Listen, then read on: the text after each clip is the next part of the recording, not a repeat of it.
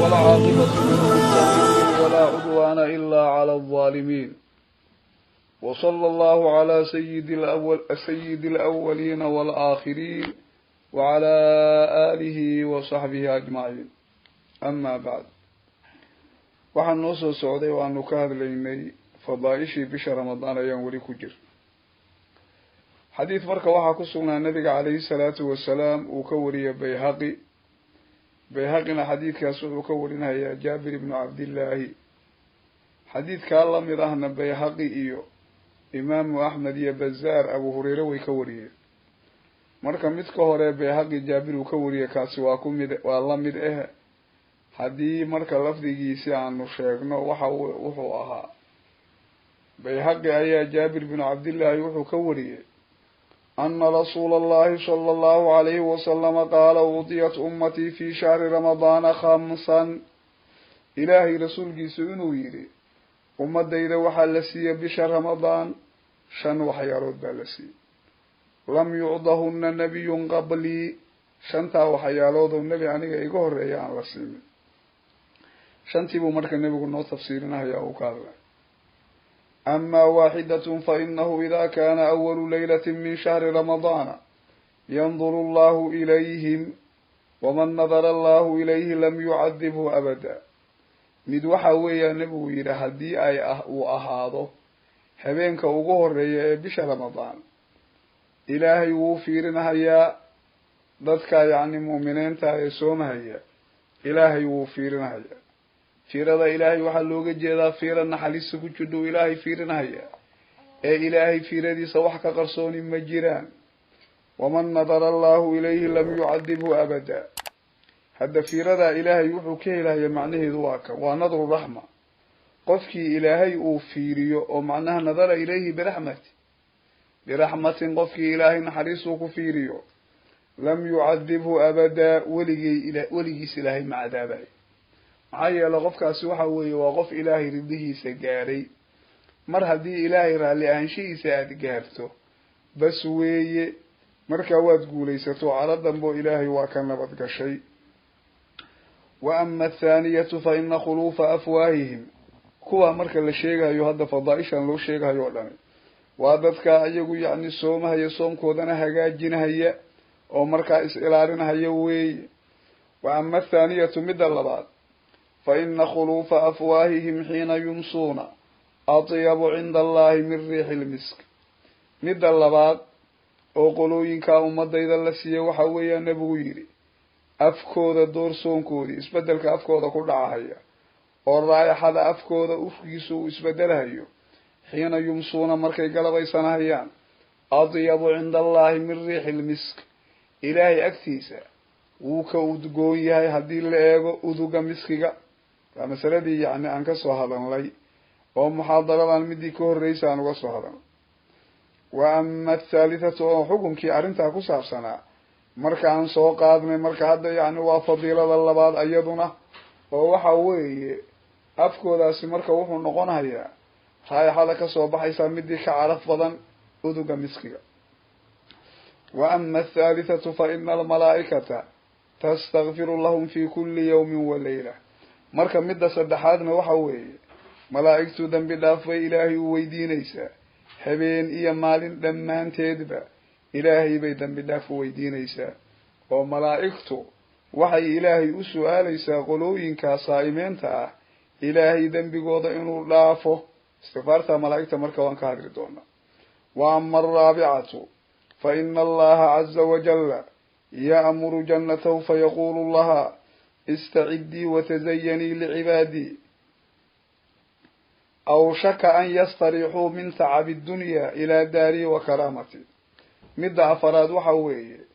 إلهي جندي سأيو أمر سينها يا أمرك إلهي جند أوصينها يا وحوفرها يا واك. فيقول الله إلهي جند وحورنها يا استعدي جني ديار قلو وتزيني لعبادي أضم ضيض إسكو قرحي. أوشك أن يستريحوا من تعب الدنيا إلى داري وكرامتي. waxaa marka dhow inay ka raaxaystaan adduunyada dhibkeeda oo marka ay u raaxaystaan oo u gudbaan gurigii anugu talagalay gurigayga iyo karaamadayda macnaha guriga iyo darajaynta aan ugu talagalay inay markaa yacni u wareegaan kaas ayaa dhow macnaha hadda waxaa looga jeedaa hadda qofku waad ogtaho cimriga hadda adduunyada lagu noolyahay waa cimri gaaban weeye marka qofku markaa bisha ramadaan yacni uu soomo ayaa ilaahay wuxuu amrahayaa bisha ramadaan haddii la gaaro ilaahay wuxuu amrahayaa jannadiisa inuu yidhaahdo diyaar garoowo waxaa isku qurxisaa addoomadaydi sababtoo waatan nabigu calayhi salaatu wasalaam xataa uu sheegay xadiidkii saxiixa ahaa abwaabul jannada irdaheeda in la furahayo waa wax ramadaan lagu weyneynayo xadiidkaana marka wuxuu tilmaamahayaa in la amrahayo xataa inay jannadii isqurxiso oo jannadii in la qurxinahayo oo yacni waxa weeye sidii caruuskii oo kale loo ziinaynahayo iyadoo looga jeedo in lagu soo dhaweeyo dadkaa saa'imiinta ah oo markaa loo muujiyo maxalkii ilaahay uu ugu talagalay oo qaaliga ahaa yacni inuu yahay maxal diyaar ah oo ayaga loogu talagalo oo la qurxiyey maxaa yeele hadde badeecadaasi waa badeeco ilaahay ay ka iibsanahayaanoo camalkii ay sameeyeen bay uga iibsanahayaan xaqiiq ahaanna waxay ku helayaan waa ilaahay fadligiisa nabigu calayhi salaatu wasalaam wuxuu yidhi alaa ina silcata allahi qaaliya alaa ina silcata allahi aljanna ilaahay badeecadiisu waa midii qaaliyuu yidhi waxyaalaha ilaahay qofka camalka uu samaynahayo uu ugu bedelahayo waa wax qaali ah alaa ina silcata allahi aljanna ilaahay badeecadiisa camalka saalixa ee la samaynayo qofka uu u dhaafinaya waa janno weeye ayaa nabigu calayhi salaatu wasalaam uu yidhi jannadaasi marka waa jannadaas aan laga sheekayn karin xadiidul qudsigii ilaahay uu ku lahaa acdadtu licibaadii alsaalixiin maa laa caynun ra'at walaa udunun samicat walaa khatara calaa qalbi bashar waxaan u diyaar gareeyey addoommadayda wan wanaagsan waxaan ili arag dhagna aysan maqal binu aadam qalbigiisana aan ku dhicin oo wax alla waxa jannada gudaheeda aan ku maqlayno haddii webiyaal la sheego haddii dumar qurux badan la sheego haddii waxyaala adcimaaya la cunahayo la sheego adduunyada waxa anagu aan ku naqaano si kastaba ha u qurxoonaadeene waxay la wadaagaan waa un magacyada weeye laakiin wax lamid ah iyo wax lagu qiyaasi kala midna maaha wa ama alkhamisatu fa inahu ida kana fi aakhiri laylatin gafara allahu lahum jamiica faqaala rajulu marka yacni nebigu wuxuu yihi midda shanaad waxa weeye haddii waktigu uu ahaado habeenka ugu dambeeya haddii waktigu uu noqdo haddaa rabtana waxaad tidhaahdaa meeshaan oo kale fiida ziyaado waa laga dhigaa idaa kaana fi aakhiri laylatin idaa kaana aakhiru layla habeen midka ugu dambeeya haddii uu ahaado gafara allahu lahum jamiican ummadda muxamediyada ee marka sooman dhammaantood ilaahay wuu u dambi dhaafahaya faqaala rajulun min alqawmi ahiya laylatu lqadri nin marka yacni raggii asxaabtaha ka mid a ayaa nebiga wuxuu yidhi habeenkaa marka aad sheegto ramadaanka ugu dambeeya oo la yidhi ayagoo dhan waa loo dambi dhaafahaya ma habeenka laylatulqadriga ah miya faqaala markaa nebigu wuxuu yihi laa maya habeenka u dambeeya laylatulqadri ma aha fa inahu idaa kaana fii aakhiri acmaalihim wufuu fainahu idaa kaana faqaala laa deh faqaala markaa nebigu wuxuu yidhi laa mayuu yidhi habeenkaas ugu dambeeya laylatulqadri ma aha alam tara ila alcummaali idaa faraguu min acmaalihim wufuu ujuurahum alam tara ila alcummaali yacmaluuna faidaa faraguu min acmaalihim wufuu ujuurahum nabigu markaa ninkaa wuxuu ku yidhi maya habeenkaas anigu aan sheegay oo ramadaanka u dambeeya oo la yidhi dembigoodoo dhan baa la dhaafahayaa habeenka laylatulqadri ma aha ee waxa weeye waa habeenkii hadda camalka ugu dambeeya weeye habeen oo ay soom niyeystaan oo markaa ay damacsan yihiin inay berri soomaan ama hadda culamada qaarkood wayba u arkaanba habeenka soomku ku dhammaanayo inuu yaho sida laylatulfidriga oo kale iyo waayahay markaa nabigu wuxuu yidhi alam tara ila alcummaali buu yidhi alam tara mawaadan arag warkuna sidaasuu marka u egyahay ila alcummaali kuwa yacni shaqaalaha ah mawaadan arag yacmaluuna shaqa inay qabanahayaan fa idaa faraguu min acmaalihim haddii shaqooyinkooda marka ay faaruqaan oo marka ay dhammeeyaan haddii shaqooyinkooda ay kasoo jeestaan wufuu ujuurahum markaa abaalkoodii in loo oofinayo oo abaalkooda buuxa in la siinayo marka taa macnaha waxay muujinaysaa habeenka marka ugu dambeeyay marka la sheegaya ilaa habeenka ramadaan hadda ugu dambeeyay weli maalin baa ka dambaysa amal baa marka dhiman in looga jeedo habeenka ramadaanku marka uu ku dhamaanayo waa habeenka laylatul qadr yani laylatul fidrgu marka uu soo galayo maxaa yeelay hadda xadiis waxaa jira sanadkiisu daciif ahaade Abdullah ibn Abbas laga wariyay oo nabiga calayhi salaatu wasalaam uu ka wariyo nabigu uu leeyahay inna laylata ciid al-fidr tusamma laylata al-jaiza habeenkaas oo ciid al-fidr la yiraahdo waxaa lagu magacaabaa habeenka jaa'izada leh habeenka abaalmarinta waa jaa'izada yani waxyaalaha qofka abaalmarinta loo siiyo waliba asagoo lagu karaamaynayo lagu darajeynayo jaa'iza la yiraahdo marka habeenkaas jaa'izada la bixinayo oo maalinta waxa weeye bisha ramadaan ugu dambaysaayo u dhamaato oo marka habeenkii ciid uu soo galayo illa shaqadoodii iyo amalkoodii marka way dhameeyeen marka dambigooda marka waxa loo dhaafaya waxa weeye yani waa xilligaas waa xilliga amalkii dhameeyeen abaalkoodii iyo jaa'izadoodii baa marka la siinayo marka hadda waxyaalaha nabigu calayhi salaatu wasalaam xadiidkan hadda uu ku soo qaaday waxa kamid ah malaa'iktu inay dambi dhaaf ilaahay u weydiinayaan taas marka quraanka ilaahay uu ku soo qaaday oo suuratu shura inay dadka dhulka jooga ay u dambi dhaaf dalbaan dadka waliba mu'miniinta ilaahay suuratu shura wuxuu ku yiri wal malaa'ikatu yusabbihuna bihamdi rabbihim wayastaghfiruna liman fil ardi ala inna allaha huwal ghafurur rahim waxa ilaahay uu leeyahay malaa'iktu ilaahay bayna isdahayaan iyagoo ilaahay mahadinahaya oo subhanallahi wa bihamdihi iyo alfaada wixii lamid oranaya tasbiixdii xamdigii isku darahaya wayastaghfiruna liman fil ardi waxay dambi dhaaf u weydiinayaan yani dadka dhulka ku sugan ala inna allaha huwal ghafurur rahim dadka mu'miniinta ah oo dhulka ku sugan hadii rabaan jinniba ha ahaadeen waxa mu'miniinta ay dhulka ku sugan ayay ilaahay dambi dhaaf u weydiinayaan inay mu'miniinta markay yihiinna hadda waxa cadeynaysa aayadan kale ilaahay suuratu ghafir uu ku sheegay arrintaas waliba sidaan si ka balaarin ducadooda loo sheegay wa ilaahay suuratu ghafir wuxuu ku yiri الذين يحملون العرش ومن حوله يسبحون بحمد ربهم ويؤمنون به ويستغفرون للذين آمنوا ربنا وسعت كل شيء رحمة وعلما فاغفر للذين تابوا واتبعوا سبيلك وقهم عذاب الجحيم ربنا وأدخلهم جنات عدن التي وعدتهم ومن صلح من آبائهم وأزواجهم وذرياتهم إنك أنت العزيز الحكيم وقهم السيئات ومن تق السيئات يومئذ فقد رحمته وذلك هو الفوز العظيم إلهي سورة وحو كيري markii uu ka hadlayo malaa'ikta wuxuu yiri waliba kuwa yaani malaa'ikta kuwa ugu fadliga badan kamida alladheena yahmiluna al-arsha wa man hawla ayada waxay si gaar ah u qaaday kuwa yaani ay uga hadashay arshiga sida ayadii kale hadda malaa'ig oo dhan bay ka hadlaysaa marka malaa'ig oo dhan ama kuwa arshiga sida ha noqdo ama qeyrba ha ahaato kuwa arshiga sida waa kuwooda muqarrabiinta ay ilaahay loo dhaweeyay weeye oo malaa'igta kuwa ugu horeeyay kamid yihiin ilaahay wuxuu leeyahay الذين كوي يحملون العرش كوا عرش جسده إيه ومن حوله إيه وحوي يعني إيه كوا يوحي دول كودا هذا إيه ومن يعني حوله إيه عرش جار كيسوحي هذا الذين كوي يحملون العرش كوا عرش جسده إيه ومن دول حوله عرش جار كيسا هذا وملائكة له ويقولون عرش جار كيسا يسبحون بحمد ربهم إلهي بين الزهايان ayagoo mahadinta ilaahay ku dheehan wayu'minuuna bihi ilaahay bay rumaynahayaan wayastaghfiruuna lilladheena aamanuu kuwii mu'miniinta ahaa ayay dambi dhaaf ilaahay u weydiinayaan ayagoo markaa odhanaya qaa'iliina rabbanaa wasi'ta ayagoo sidaan odhanaya rabbanaa rabbigeeno wasi'ta kulla shay ilaahu shay walba waad kala gaartay raxmatan wa cilman ilaahu naxariis iyo aqoon baad ku gaartay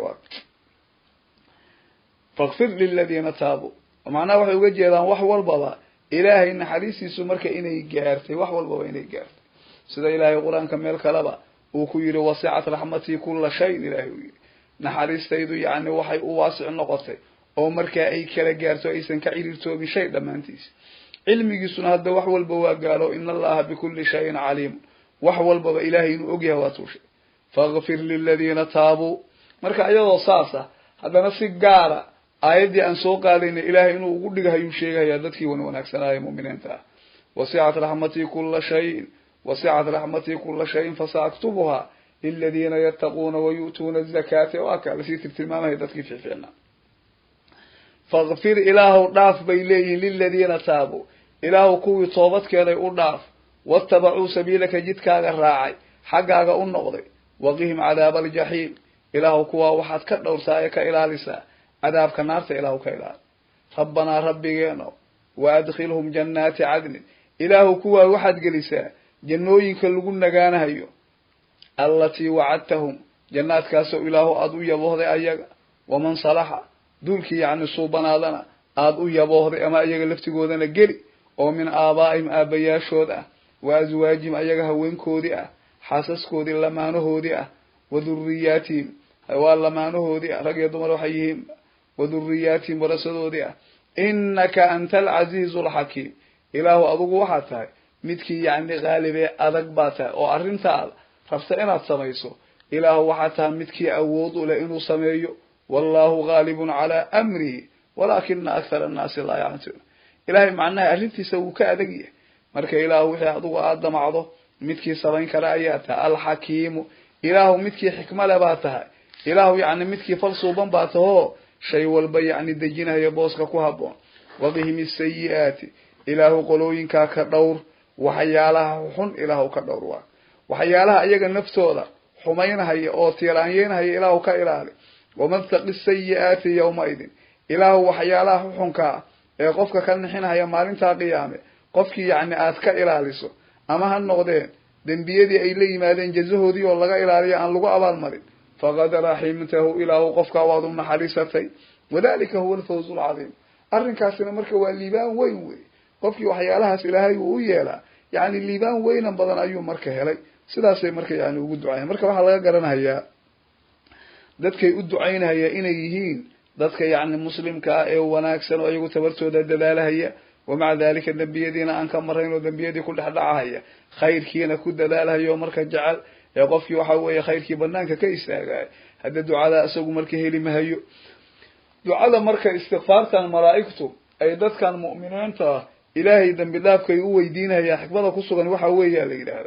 مركي إلهي ملائكة يعني وأشياء سيدا القصة قال سورة البقرة وإلهي وكيري وإذ قال ربك للملائكة إني جاعل في الأرض خليفة إلهي آيات الويري شاك مركي ربك ملائكة يعني وكيري أنا أقول كان قديه سوحا يلهي أحد أنك خليف إيجاه بدل إيجاه يلهي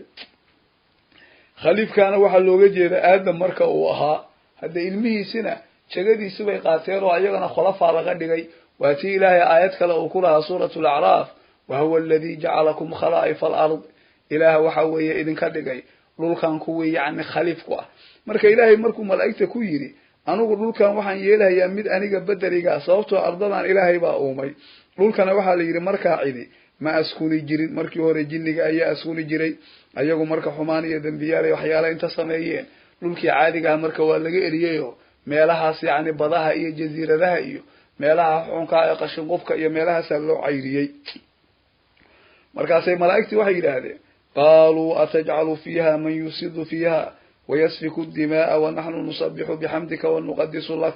قال إني أعلم ما لا تعلمون ملائكتي وحي هذا إله دولكان ما واحد يليسا قف يعني خربها هي فسادنا هي oo dhiiga daadinaya anagoo ku nasdahayna anagoo ku mahadinayna oo marka tasbiixdaada iyo taxmiidkaaga la iimaanayna anagoo ku dahirayna oo waxyaalaha sifaadkaaga iyo tadhiirkaaga tusinaya ku dhawaaqayna ama sanaha tusinaya yani ilaahu inaad tahay ilaahi yani quduus oo marka dahiran qala inni a'lamu ma la ta'lamu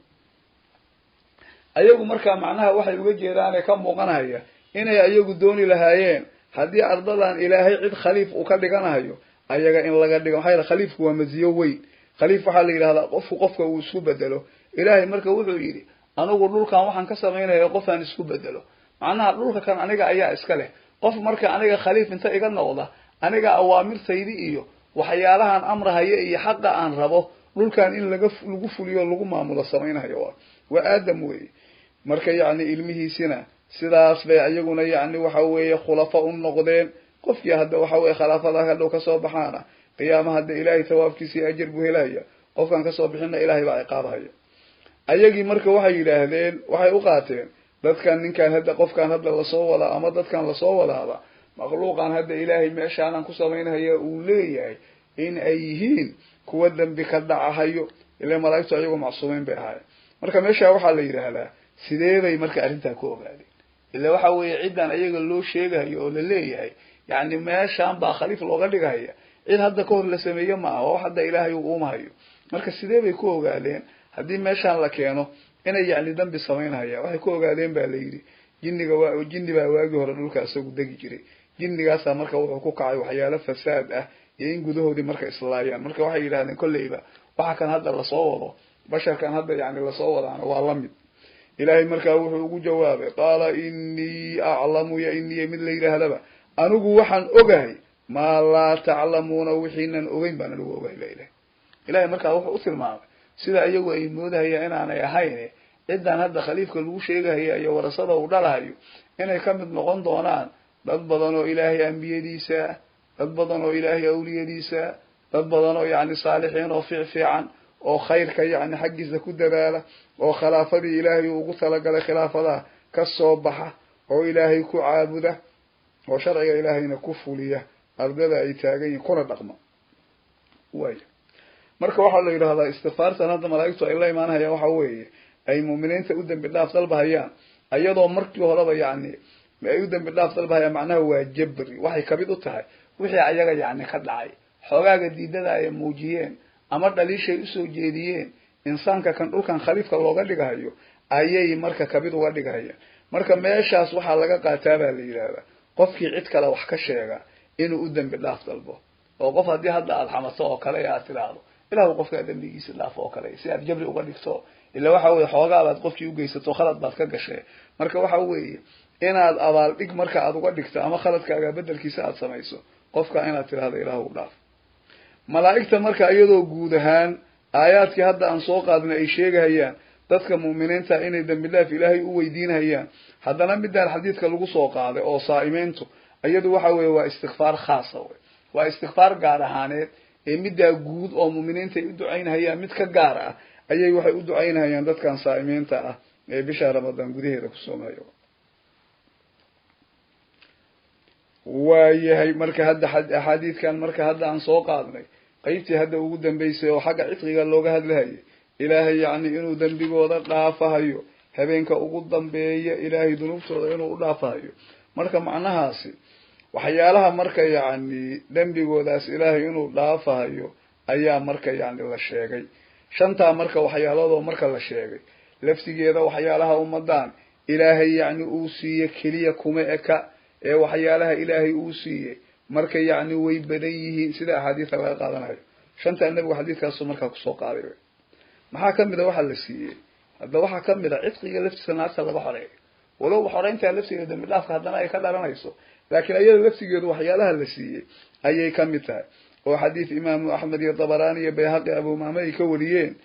oo nebigana yacni laga wariyey abuumaame uu ka wariyey ayaa wuxuu ahaa nebigu calayhi salaatu wasalaam inuu yidhi lilahi cinda kuli fidrin cutaqaau ilaahay wuxuu leeyahay mar kastoo afur uu dhacahayo kuwa yacni ilaahay uu xoreeyo oo naarta uu ka xoreeyo sidoo kale kitaabka musnadulbazaar la yidhahdo waxaa ku sugnaa bazaar muxadidka la yidhahda kitaabkiisii abu saciid alkhudri asagoo ka wariyey xadiid nabiga calayhi salaatu wasalaam abi saciid uu ka wariyey oo ahaa ina lilahi tabaaraka wa tacaala cutaqa'a fi kuli yawmin wa laylatin wa ina likuli muslimin fi kuli yawmin wa laylatin dacwatan mustajaaba xadiidkaa waxaa ku sugnaa ilaahay inuu leeyahay tabaaraka wa tacaala cutaqaa'a kuwa yacni uu xoreeyo ilaahay inuu leeyahay fi kuli yawmin wa layla habeen kasta iyo maalin kasta oo ramadaan ka mid aba kuwa naarta laga xoreeyo ilahay inuu leeyahay muslim dhammaantiisna wa ina likuli muslimin dhammaantii waxaa usugnaaday fi kuli yawmin wa layla habeen kasta iyo maalin kasta oo ramadaan ka mid a dacwatan mustajaab tuugmo oo la ajiibahayo ayuu leeyahay haddii hadda waxa weeye shuruuddii ducada marka laga helo oo waxa weeye taqwadii marka inuu la yimaado waxa uu quudanhayaa inuu xalaal yahay waxyaalihii kaloo hadda waa ka ila inamaa yataqabalu allahu min almuttaqiin buu ilaahay kuwa rabbi ka cabsadaa ilahay wax ka aqbala marka xadiidkii hadda tirmidi uu wariyo awal aan soo marnay ibnu maajahnana waa wariyey وأبو هريرة لقوري نواتي يعني وكسقنا ولله عتقاء من النار وذلك في كل ليلة إلهي وحو ليه كوا يعني النار تلقى حرينها يو إلهي ليه أرنتاسي مركا وحيد عيسى مال والبيع وحويه وحيد عيسى هبي والبيع عيسى وذلك في كل ليلة هبي والبيع عيسى مال والبيع عيسى نغطي هذا حديثي هذا أنسو شيء أحاديثي هذا أنسو شيء واتي أي شيء سي marka qofkaas hadda la yiri waa la xoreynaya oo waxa laga xoreynaya naarta baa laga xoreynaya qofka la oranayo waxa yaani shardi ah waxa uu ku afuraya inaanay xaraam ahayn hadith waxa ku sugnaa mu'jam at-tabarani waxa ku sugnaa mu'jamka waliba sagiirka ay tabarani uu leeyahay hadith yaani ana soo ka wariyay oo rasuulku alayhi salatu wasalaam uu yiri inna lillahi utaqaa fi kulli laylatin min shahri ramadan إلا رجلا أفطر على خمر رسول قوله إلهي وحو ليه كوي يعني الله حرينها يهبين كسلا وبش رمضان كمذا كوي الله حرينها يونار تلقى حرينها أي إلهي ليه إلا رجلا أفطر على خمر نين خمرك وأفري معه لكن قفك وحوي هدي خمره وكأفره وركاسي مركا يعني وحو تسالويه يعني حرام وأفره أما خمرك وأفر أما حوال حرام وأدوك تهي كأفر marka hadda xoreyntii markii heli maysid marka waxa la rabaa waxaad ku afuraysaa waa inay yihiin wax xalaal ah oo adugu xalaalnimadooda aad ogtahay ama inay xaraam yihiin aad ka jaahilso xaraamnimo adugu aadan ku ogay waxyaalaha marka lagu kalaameeyo ummadan way badan yihiin waxa kamid ah waxyaalihii hore aan soo marnay oo hadda fatwa abwaabil janna jannada irdaheeda la furo jahannama irdaheeda oo la xirayo bisha ramadaan shayaadiintii oo la silsiladaynayo هذا نبي مركو علمها كاد لها إذا جاء رمضان وأطول مركي رمضان ويماذا وحيالها مركو أمدان لغو كلامي أي كم يتحل وحكم إذا وحيالها أمدان لغو كلامي بشهر رمضان قده دي استجابة الدعاء بكمل يعني بريضه ده إلا أجيبه بريضه إلهي أي بريها إياه إلا أجيبه الله غيه لكاسا يكمل ويهي وحكم إذا وحيالها يعني إلهي أوكو كلامينها يو baryahooda in la ajiibo kaas ayaa kamid ah marka mawduucaas hadda intaanan usoo gudbin hadda marka yaani waxa weeye waan gabagabaynaynaayo hadda waxaan maraynaa muhaadaradii lixaad aan u malaynayaa inaan marayno marka yaani sidaas ayaan ku dhamaynaynaa aqulu qawli hada wa astaghfirullaha li wa lakum wassalamu alaykum wa rahmatullahi ta'ala wa barakatuh